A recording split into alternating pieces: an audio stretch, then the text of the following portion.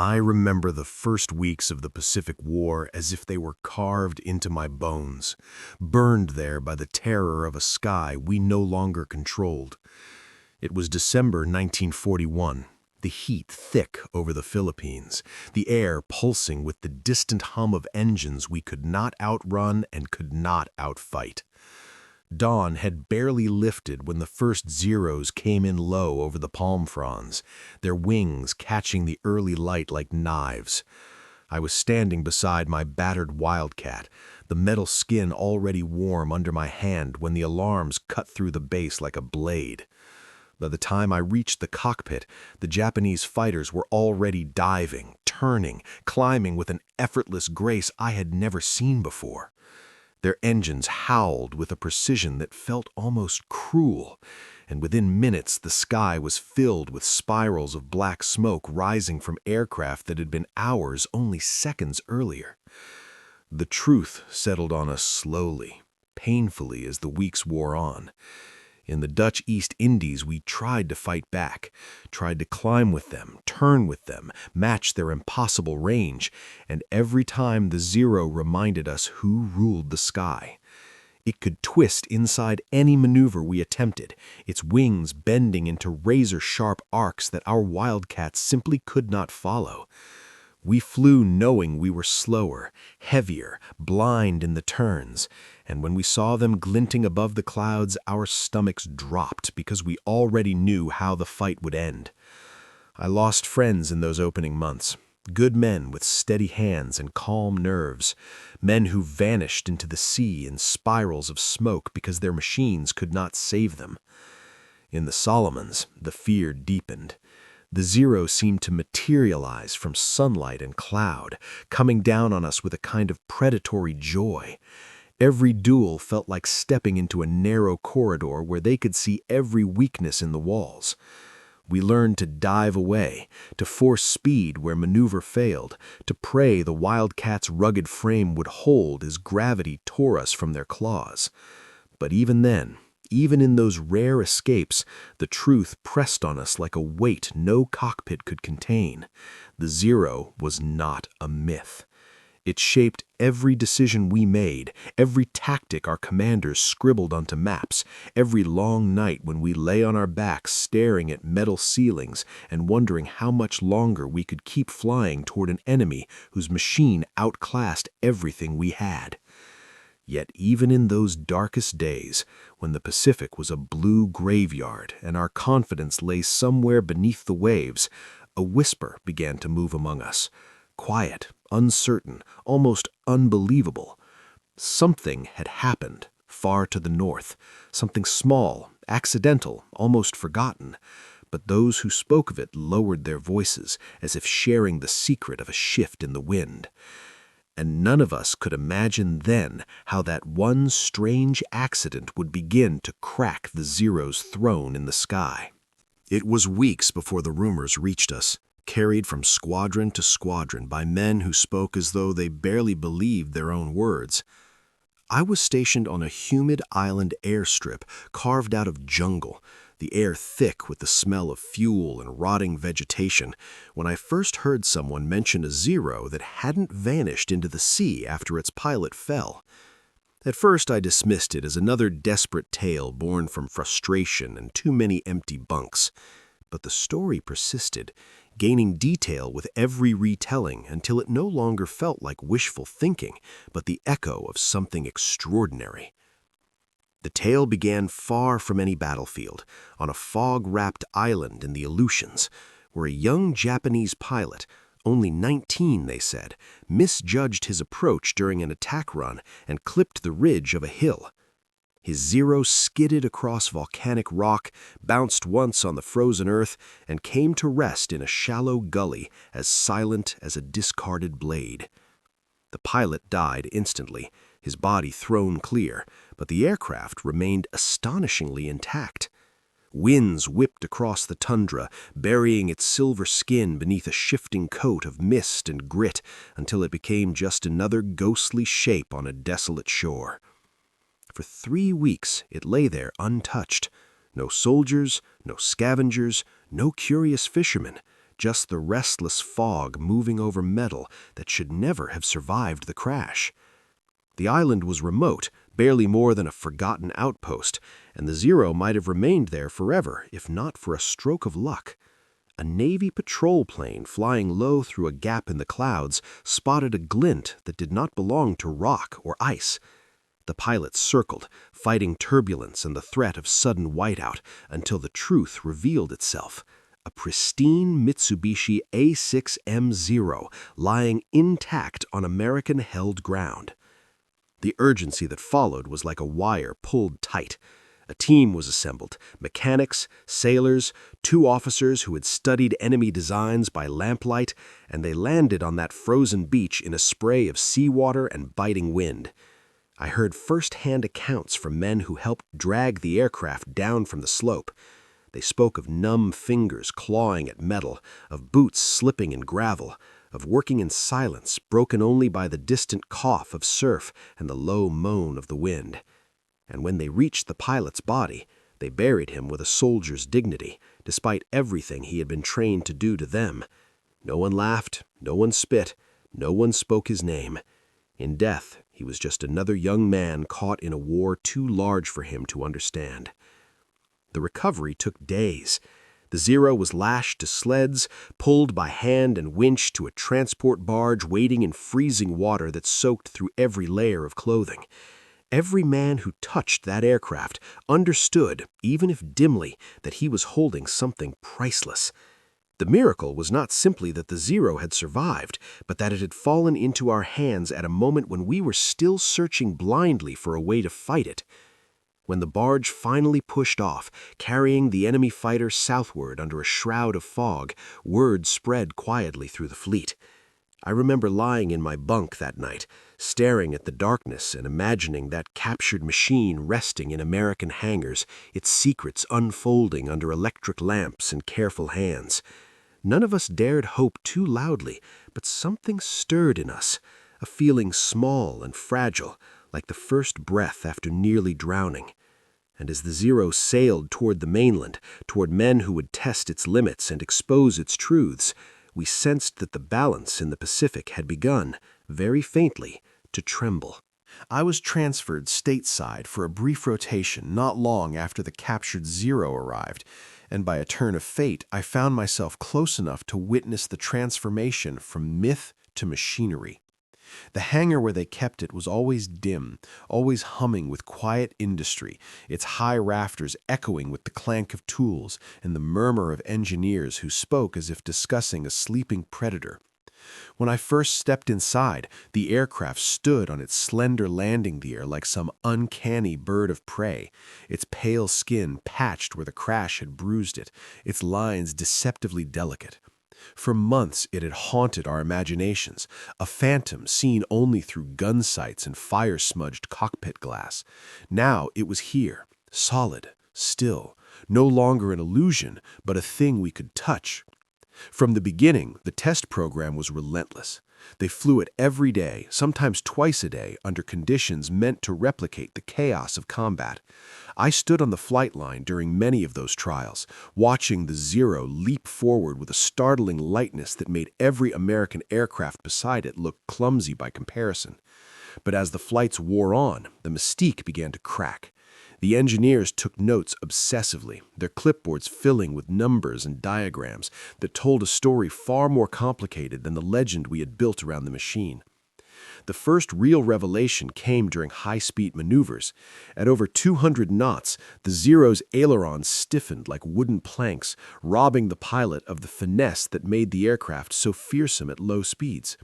A test pilot, still sweating when he climbed out, explained that at high velocity the aircraft responded with all the grace of a locked door. Then came the dive tests, which exposed another weakness. The Zero simply didn't like to go fast. Its structure, light and elegant but fragile, shuddered under loads our heavier Wildcats endured without complaint. I watched once as a technician ran his hand along the wing spar afterward, feeling the faint distortions from the stress. He shook his head but said nothing. The numbers were telling enough. Negative G maneuvers revealed the most shocking flaw. The engine's carburetor choked the moment the nose dipped sharply, cutting power as if the aircraft had swallowed air instead of fuel. I watched the Zero sputter mid-air, drop suddenly, and recover only after the pilot eased back and coaxed the engine into breathing again. Any American pilot who had survived an early encounter with a Zero could have told you the enemy almost never pushed negative G dives. Now we knew why. It wasn't doctrine, it was physics. And then there were the self-inflicted dangers. Porous fuel tanks that leaked under strain, no armor around the cockpit, no self-sealing protection for vital components. The machine was deadly only so long as it was never hit. Once our engineers saw the truth laid bare, their faces hardened, and a quiet understanding swept through the hangar. This fighter had been built for a war Japan could no longer afford to fight. These discoveries spread quickly through training centers. Our instructors adjusted tactics overnight. Don't chase Zero into a slow turn. Dive instead. Drag it into speed. Force it to shake apart under the strain. If it tries a negative G escape, follow boldly. Its engine will hesitate before yours does. Use firepower. Use ruggedness. Use the sky itself as a lever to pry open its weaknesses. And just as this knowledge was crystallizing into doctrine, word reached us of a new machine under development, a fighter built with power, armor, and brutal endurance, shaped not by fear of the Zero, but by total understanding of it. It was called the Hellcat, and even before I saw it, I felt in my bones that the tide of the air war was about to shift. I first saw the Hellcat in the early light of a Long Island morning, the great doors of the Grumman plant rolling open as if revealing some creature forged in secrecy. The air smelled of machine oil and salt from the nearby shore, and the floor vibrated faintly with the rhythm of assembly lines that had not slept in months. When the aircraft emerged, unfinished, still smelling of primer and hot metal, it looked nothing like the spindly Zero that had terrorized us. This machine stood broad-shouldered, heavy-jawed, a fighter built not to dance, but to endure. I remember walking slowly around its frame, running my hand along the thick wing root, feeling the weight of armor beneath the skin, and understanding instantly that this aircraft had been designed with the brutality of real combat in mind. The engineers spoke with a kind of fierce pride as they pointed out each feature. They had taken every lesson the Zero taught us, every weakness revealed in testing, and sculpted an answer in rivets and steel. The cockpit was raised for visibility, the sight lines clearing the nose in a way my old Wildcat could never match. The self-sealing tanks sat buried deep and armored.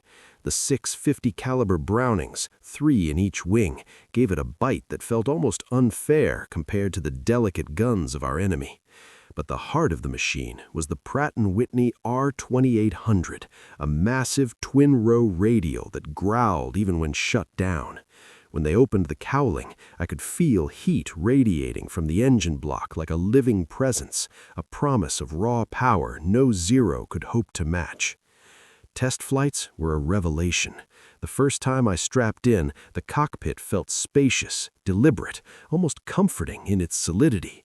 When the throttle eased forward, the Hellcat didn't leap, it surged, steady and muscular, gathering speed with the confidence of a heavyweight who knows his strength. In the air, it was surprisingly gentle, as if built to forgive the mistakes that earlier fighters punished.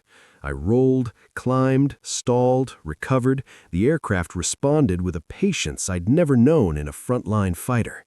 The engineers watched from the tarmac as I brought it around again and again, pushing harder each time, and when I landed, they crowded around the plane like proud fathers. But the real tests came from pilots returning from combat tours, men who had stared down Zeros and lived to talk about it.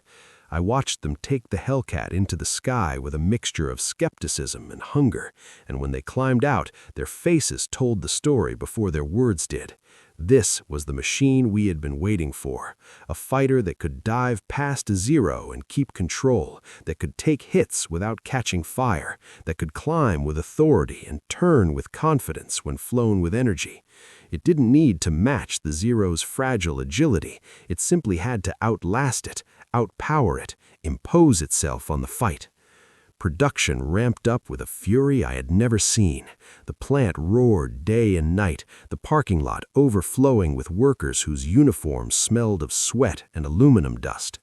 I walked the rows of new airframes ready for their engines, each one glinting beneath hanging lamps like fresh forged weapons.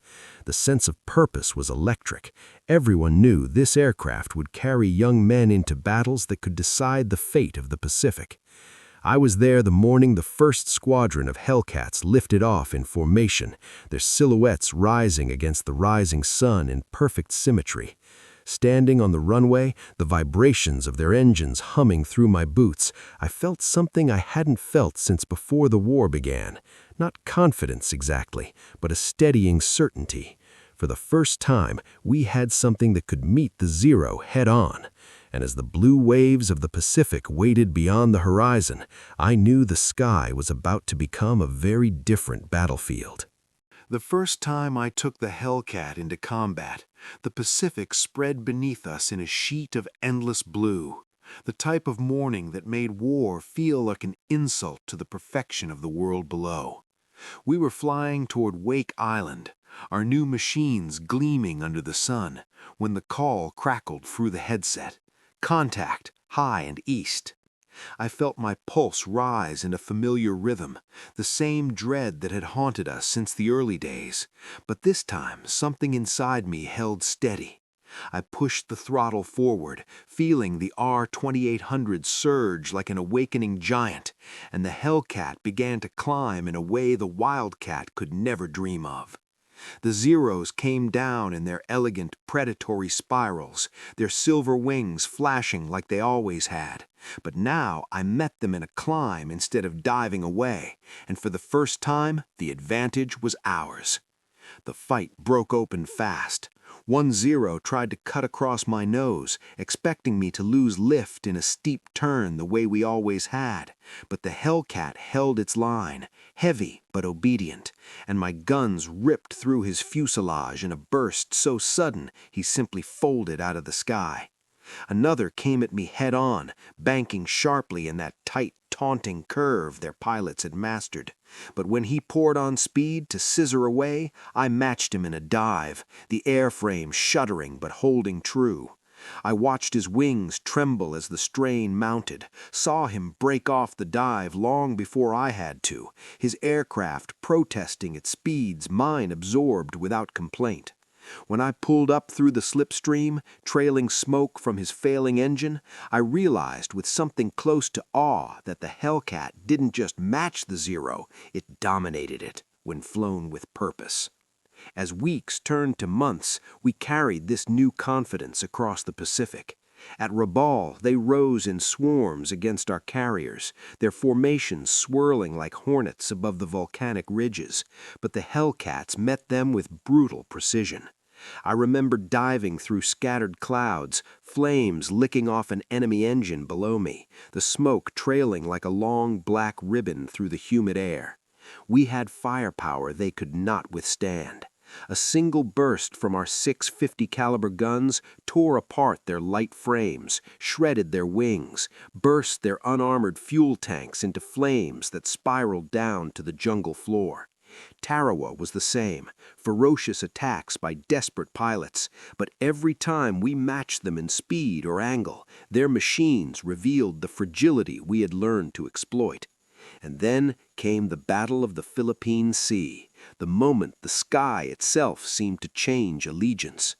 We launched before dawn, climbing through the cool dark into a rising light that felt almost ceremonial, as if the day knew what history it was about to witness.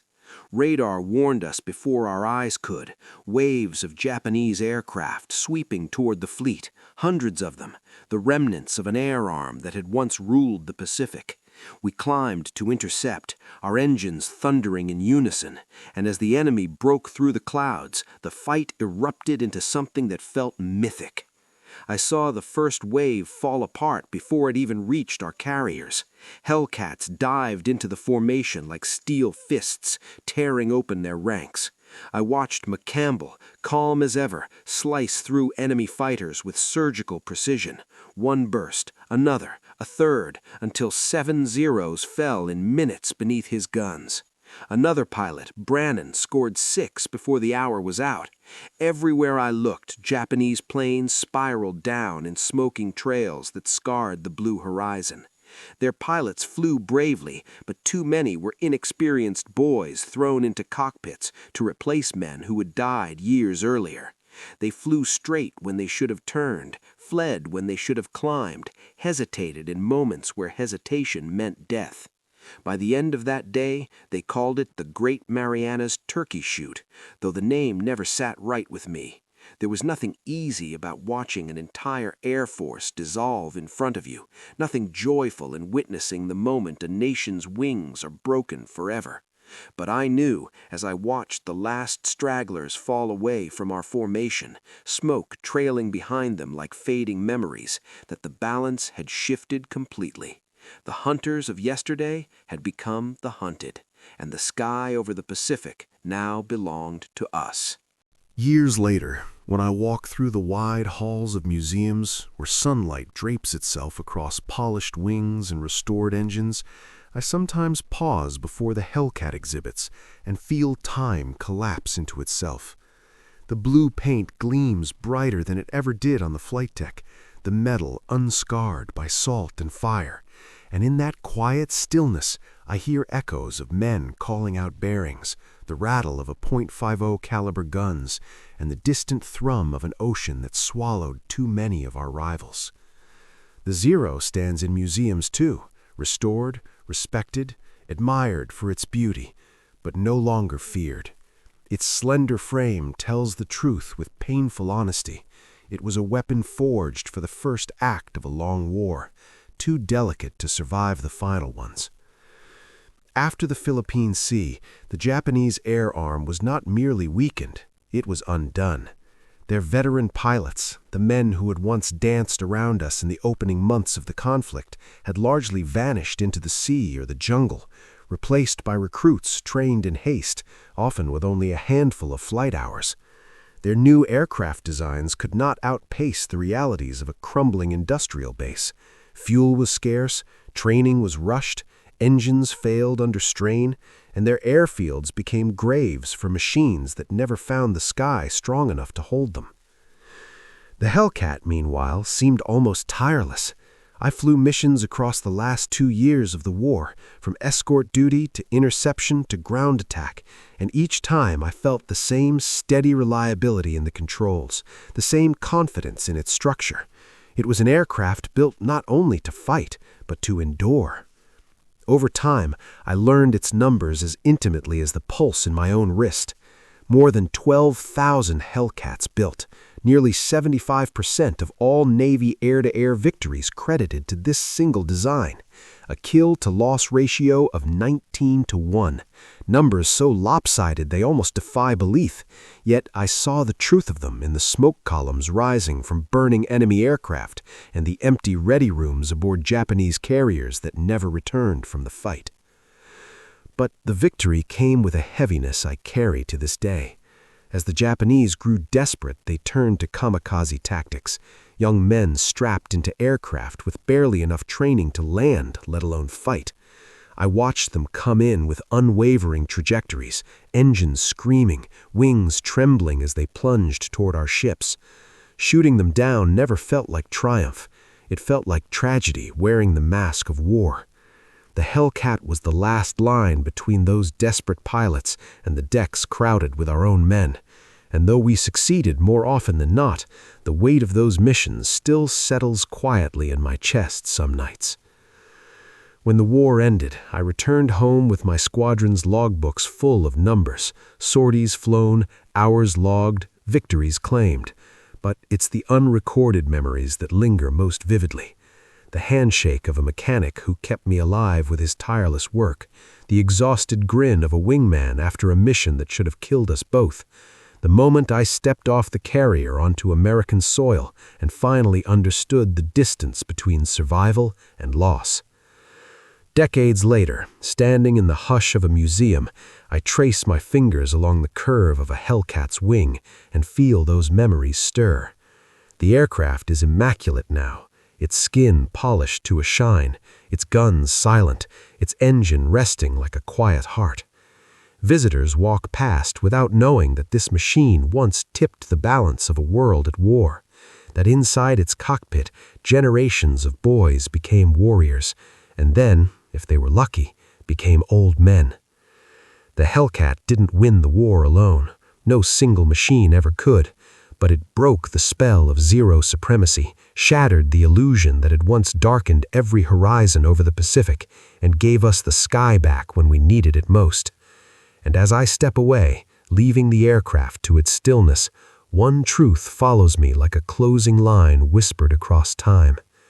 The Hellcat didn't just defeat the Zero, it ended an era and helped shape the fate of a vast and fragile ocean.